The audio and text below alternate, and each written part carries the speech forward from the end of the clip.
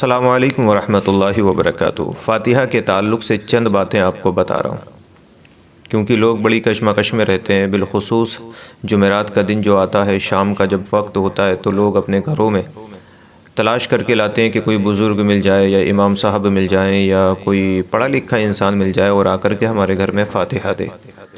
अच्छा, यहाँ एक जुमला मैं साथ में ये भी कहता चलूँ, फ़ातिहा से ज़्यादा ज़रूरी वो आपकी नमाज़ थी जो आपने छोड़ दी है।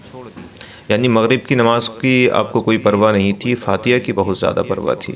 तो फिर ये आप गलत कर रहे हैं। ऐसी फ़ातिहा का आपको कोई भी फ़ायदा हासिल नहीं होगा। लेकिन आप नमाजी हैं, नमाज़ पढ़ के आए थे, फिर आपने फ़ातिहा का एहतमाम किया, बड़ी खुशी है, ये तो सोने पे सुहागा है ना।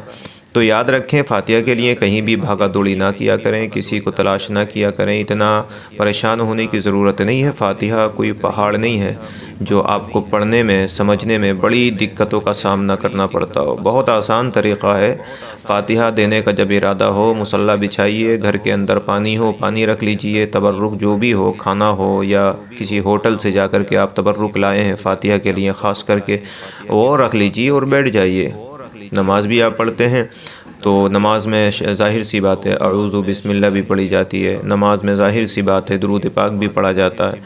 नमाज में ज़ाहिर सी बात है कि हम अल्हम्दु शरीफ भी पढ़ते हैं। नमाज में ज़ाहिर सी बात है कि हम कुल हुवल्लाहु अहद भी पढ़ते हैं या दीगर किसी सूरत को पढ़ते हैं। तो सबसे पहले आप अऊज़ु और बिस्मिल्लाह को पढ़ लीजिए। उसके बाद 2 या 3 मरतबा दुरूद पाक की तिलावत कीजिए, विर्द कीजिए दुरूद पाक का। अल्लाहुम्मा सल्ली अला सय्यिदिना, ये याद है, इसको पढ़ लीजिए। अल्लाहुम्मा सल्ली अला मुहम्मद व अला आलि मुहम्मद, ये वाला दुरूद पाक याद है, इसको पढ़ लीजिए। और पढ़ने के बाद में सूरह इखलास यानी कुल हुवल्लाहु अहद अल्लाहुस समद लम यलिद वलम यूलद वलम यकुल लहू कुफुवन अहद, तकरीबन 3 या 4 या 5 मरतबा इसकी भी तिलावत कर लीजिए। इसकी फ़जीलत बहुत ज़्यादा बताई जाती है किताबों के अंदर, है ना। तो ये याद है। इसके अलावा जो भी आपके कुल अऊज़ु बिरब्बिल फलक़, कुल अऊज़ु बिरब्बिन नास, या इसके अलावा कोई भी आयत ऐसी है जो आपने कुरान की याद कर ली है, क्योंकि कुरान हक़ है, दुरुस्त है, और कुरान की हर आयत पढ़ना बहुत बड़ा सवाबी काम है। तो हम सवाब ही जमा करने के लिए फ़ातिहा में बैठे हैं, तो लिहाजा कोई भी आयत पढ़ लीजिए। सब कुछ पढ़ने के बाद जो जो आपके अरबी में याद था, दुरूद पाक याद था या कुरान की जो भी आयतें याद थी, वो आपने सारी पढ़ ली। अब आप दुआ कर लीजिए अपने लिए, जैसे भी आपको दुआ आती है। अल्लाह पाक, इस परेशानी में हूँ, ये परेशानी मेरी दूर हो जाए। और ये याद भी, अब आप सोच रहे होंगे कि डायरेक्ट दुआ बताने लगे। जी हाँ, इस बात का भी एहतमाम कर लिया करें कि अपने लिए दुआ करने से पहले तमाम बुज़ुर्गान दीन के लिए इसाले सवाब कर दिया करें। यानी ख्वाजा साहब की बारगाह में पेश करता हूँ, मौला कबूल फरमा। गौसे आज़म की बारगाह में पेश करता हूँ, मौला कबूल फरमा। साबिर पाक की बारगाह में पेश करता हूँ, कबूल फरमा। अल्लाह तेरे महबूब बंदों की बारगाह में पेश है, कबूल फरमा। अल्लाह तेरे नबी की बारगाह में पेश है, कबूल फरमा। इस तरीके से जो भी आपके नाम याद आ जाएँ उनकी बारगाह में इसाले सवाब कर दीजिए।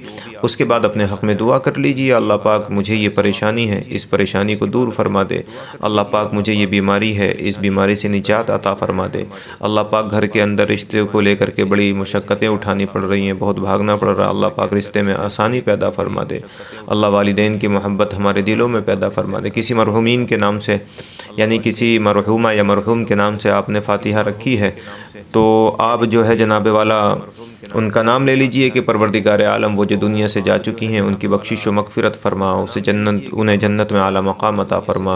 अल्लाह उनकी क़ब्र पर तो अपनी रहमत नाज़िल फरमा। अल्लाह उनको पुल सिरात पर आसानी से गुज़रने की तौफ़ीक़ अता फरमा। अल्लाह उनके छोटे बड़े तमाम गुनाहों को माफ़ फरमा।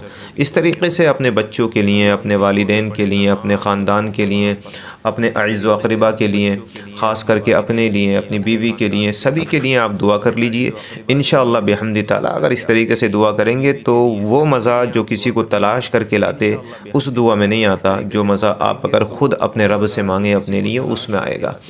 तो ये आसान लफ्ज़ों में मैंने आपको ये तरीक़ा बताया फ़ातिहा का। मैं समझता हूँ समझ में आ गया होगा। अगर कोई चीज़ कमोबेशी हो गई है, समझ से बाहर जा रही है आपके, तो वो कमेंट में कर दें, लिख दें। मैं इंशाअल्लाह उस बात को समझ कर या तो यहाँ लिख दूँगा या वीडियो के ज़रिए आपको दोबारा समझा दूँगा।